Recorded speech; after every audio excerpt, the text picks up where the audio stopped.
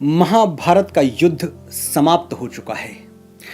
कुरुक्षेत्र कटे हुए मस्तकों और फटी हुई छातियों से भरा पड़ा है। कई दिनों से शव उठाए जा रहे हैं, फिर भी तिल रखने की जगह भी आज तक खाली नहीं हो पाई। 100 कौरवों की चिता जल के बुझ चुकी है, लेकिन गांधारी उन चिताओं का ताप अब तक महसूस कर रही है। मेरी और आपकी कहानी में कौरव खलनायक होंगे, गांधारी के लिए तो बेटे थे। सबने माना मरने वाला दहशतगर्द और कातिल था, मां ने फिर भी कब्र पे उसकी राज दुलारा लिखा था। आंखों पर बंधी हुई पट्टी से रह रह के आंसू रिस रहे हैं, लेकिन कई दिनों बाद आज हिचकियां कुछ कम हुई हैं। गांधारी के रुंधे हुए गले में आवाज वापस आई तो उनको याद आया उन्हें कुछ कहना है कृष्ण से। कृष्ण को संदेशा भेजा गया। वो आए, गांधारी को प्रणाम किया और प्रतीक्षा करने लगे कि गांधारी कुछ कहें, उन्हें बुलाने का प्रयोजन बताएं। हालांकि जो सर्वज्ञ हैं, सब जानते हैं, वो कृष्ण गांधारी का प्रयोजन न जानते हों, ये मानना कठिन है। बड़ी देर तक दोनों के बीच मौन की बर्फ जमी रही। फिर अचानक गांधारी के शब्दों में उस बर्फ का एक टुकड़ा पिघलने लगा। 100 पुत्रों को जन्म दिया था मैंने केशव, लेकिन जब धरती से जाऊंगी, मेरी चिता को अग्नि देने वाला भी कोई नहीं होगा। मैं वो अभागन मां हूं जिसने 1 या 2 बार नहीं, 100 बार अपनी कोह के फूलों को चिता की अग्नि में भस्म होते हुए देखा है। मैं 100 पुत्रों की माता होकर भी निसंतान मरूंगी, और इसका कारण तुम हो केशव, सिर्फ तुम। तुम चाहते तो महाभारत कभी ना होता। तुम चाहते तो मैं आज भी 100 पुत्रों की माता होती। तुम चाहते तो मैं इस मृत्यु तुल्य वेदना से बच गई होती, लेकिन तुमने चाहा ही नहीं केशव। तुम्हारी आंखों के सामने मेरे पुत्र एक एक करके स्वाहा होते गए, और तुम ऐसे देखते रहे जैसे तुम्हारे वश में कुछ था ही नहीं। मैंने तुम्हें भी पुत्रवत माना था केशव। विधाता साक्षी है कि मां कभी पुत्र को श्राप नहीं देती, और यदि दे दिया तो उस श्राप को झुठलाने की शक्ति स्वयं महादेव में भी नहीं होती। मैं महाराज धृतराष्ट्र की पत्नी, हस्तिनापुर की पूर्व महारानी, मैं वीर दुर्योधन की माता गांधारी तुम्हें श्राप देती हूं कि जिन आंखों से तुमने मेरी कोख उजड़ते हुए देखी है, उन्हीं आंखों से अपने पूरे वंश का सर्वनाश देखोगे। तुम्हारी आंखों के सामने यदुवंश का अंत होगा, और स्वयं तुम अकाल मृत्यु को प्राप्त होगे। कृष्ण पूर्ण परमेश्वर थे, लेकिन एक मां के श्राप को अस्वीकार करने का सामर्थ्य नहीं था उनके पास। सर झुकाकर उन्होंने गांधारी का श्राप स्वीकार किया और कहा, यदि आप ऐसा चाहती हैं माते, तो ऐसा ही होगा। और सचमुच यही हुआ। महाभारत युद्ध के 36 वर्ष बाद ही यदुवंश का अंत हो गया, और सच्चिदानंद कृष्ण, जिन्होंने अपने बाल रूप में कालिया नाग का मर्दन किया था, पूतना को प्राण दंड दिया था, वो एक साधारण शिकारी के हाथों मारे गए। महाभारत को 5000 वर्ष बीत चुके हैं, लेकिन गांधारी का आरोप आज भी हवाओं में झूल रहा है। कृष्ण चाह लेते तो महाभारत का युद्ध कभी होता ही नहीं। क्या ये आरोप सच है? नमस्कार, मैं हूं मनोज मुंतशिर, और आज मैं इसी प्रश्न का उत्तर ढूंढने के लिए आपको ले चलूंगा हस्तिनापुर की उस राजसभा में, जहां कृष्ण शांति दूत बनकर पधारे हैं।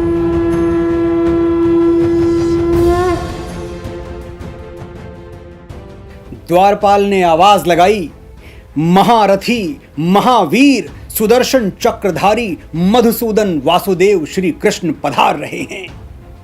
महात्मा विदुर अपने आसन से उठे और भगवान श्री कृष्ण की अगवानी करते हुए उन्हें राजसभा में ले आए। कृष्ण ने पहला प्रणाम महाराज धृतराष्ट्र को निवेदित किया, और शिष्टाचार का निर्वहन करते हुए अपने आने का प्रयोजन और अपना नया परिचय दोनों एक साथ कह दिया। कृष्ण बोले, शांति दूत का प्रणाम स्वीकार करिए महाराज। शांति दूत, इस एक शब्द पर कृष्ण ने विशेष बल दिया था। धृतराष्ट्र ने कहा, बताइए वासुदेव, आप मेरे अनुज पुत्रों की ओर से, पांडवों की ओर से क्या प्रस्ताव लाए हैं? भगवान श्री कृष्ण ने हाथ जोड़कर बड़ी विनम्रता से उत्तर दिया, महाराज, मैं किसी की ओर से कोई प्रस्ताव लेकर नहीं आया हूं। मैं तो स्वयं अपनी ओर से आया हूं और अपना ही प्रस्ताव लाया हूं। पर मैं आपको यह विश्वास दिलाता हूं कि जो कुछ भी मैं स्वीकार कर लूंगा वो पांडवों को भी स्वीकार होगा।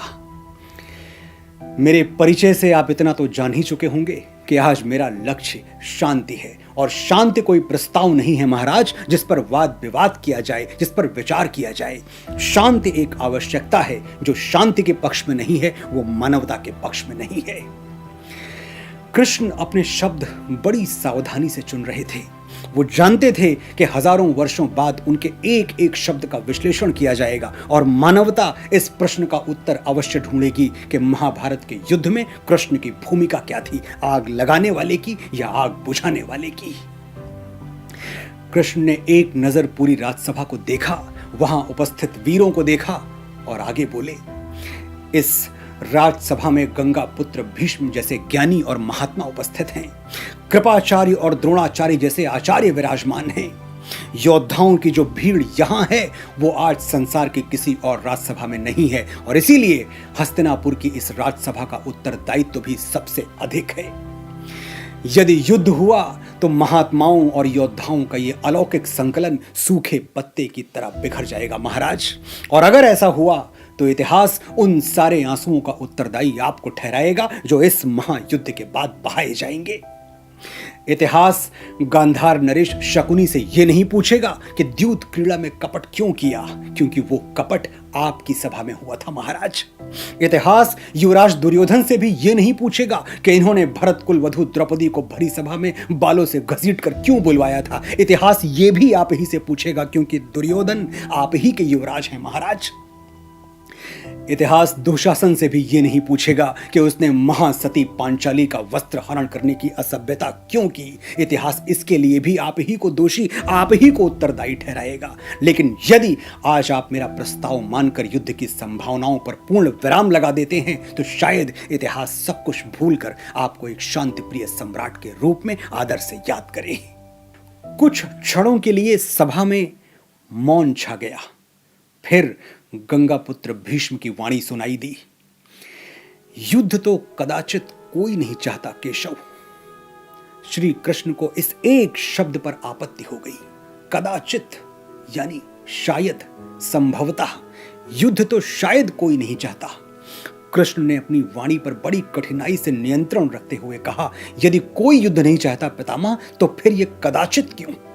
कदाचित ये तो आप भी जानते हैं पितामह और मैं भी कि युद्ध चाहने वाले उधर भी हैं और इधर भी हैं। इसलिए आज कदाचित जैसे शब्दों को इस राजसभा से निकालकर बाहर फेंक दीजिए, क्योंकि कदाचित की छाया में शांति की बात नहीं हो सकती। धृतराष्ट्र की ओर उदास आंखों से देखते हुए कृष्ण बोले, यदि युद्ध हुआ महाराज तो आपके पास कुछ नहीं रह जाएगा, ना पुत्र और ना ही अनुज पुत्र। क्या पता आपको किस किस के शव पर रोना पड़े। सोचिए महाराज, आपके पास पांडवों का शव आएगा तो क्या आप उसे शत्रु का शव मानकर आनंदित होंगे? क्या आपको एक बार भी याद नहीं आएगा कि आपके छोटे भाई महाराज पांडु ने प्राण त्यागते हुए अपने 5 पुत्रों की सुरक्षा के लिए आप पर विश्वास किया था? आपकी गोद में सिर्फ कौरव नहीं खेले महाराज, पांडव भी खेले हैं। उनके लिए पिता स्वरूप कौन है? आप ही तो। पांडव आपके स्नेह की छाया में पले बढ़े हैं। आपके आशीर्वाद पर आज भी उनका उतना ही अधिकार है जितना दुर्योधन और दुशासन का। इसलिए हे धर्म ध्वज रक्षक, मेरा प्रस्ताव यह है कि इंद्रप्रस्थ पांडवों को लौटा दीजिए। इतना कहकर श्री कृष्ण ने महाराज धृतराष्ट्र को प्रणाम किया और अपने आसन पर विराजमान हो गए। सारी सभा चुप थी। तभी दुर्योधन अपने आसन से उठा और बोला, वासुदेव, मुझे यह शांति प्रस्ताव स्वीकार नहीं है। गंगा पुत्र भीष्म ने बड़ी विकलता के साथ कहा, एक बार सोच तो लो पुत्र। दुर्योधन गरज कर बोला, इसमें सोचना क्या है पितामह? जिन्हें 12 वर्ष का वनवास मिलना चाहिए वो राज मांग रहे हैं। यह प्रस्ताव नहीं, प्रतिघात है। गंगा पुत्र ने एक और प्रयास किया, कहा, सुनो तो दुर्योधन, वासुदेव मित्र की भाषा बोल रहे हैं। दुर्योधन का क्रोध फट पड़ा। उसने पितामह की बात काटते हुए कहा, और मित्र की भाषा यह कह रही है कि मैं अपना आधा राज्य उन्हें दे दूं? यदि यह मित्रता है तो मुझे शत्रुता की परिभाषा समझाइए पितामह। इंद्रप्रस्थ मैं कभी नहीं दूंगा। यदि वासुदेव के पास कोई और प्रस्ताव हो तो मैं उस पर विचार कर सकता हूं। श्री कृष्ण ने संपूर्ण सभा की ओर देखते हुए कहा, आप लोग दुर्योधन के शुभचिंतक हैं, इन्हें समझाइए, क्योंकि भरत वंश का भविष्य इस नासमझ योद्धा की महत्वाकांक्षा पर बलि नहीं चढ़ाया जा सकता। और फिर भी यदि तुम कोई और प्रस्ताव चाहते हो दुर्योधन, तो सुनो, तुम इंद्रप्रस्थ रखना चाहते हो, रख लो। मैं पांडवों की ओर से 5 गांव मांग रहा हूं, सिर्फ 5 गांव। 2 न्याय अगर तो आधा दो, पर इसमें भी यदि बाधा हो तो दे दो केवल 5 ग्राम। रखो अपनी धरती तमाम, हम वहीं खुशी से खाएंगे, परिजन पर असी न उठाएंगे। दुर्योधन फिर गरजा, 5 गांव? मैं उन पांडवों को सुई की नोक जितनी भूमि भी नहीं दूंगा। दुर्योधन के इस दुर्विचार को सुनकर सारी सभा सन्न रह गई।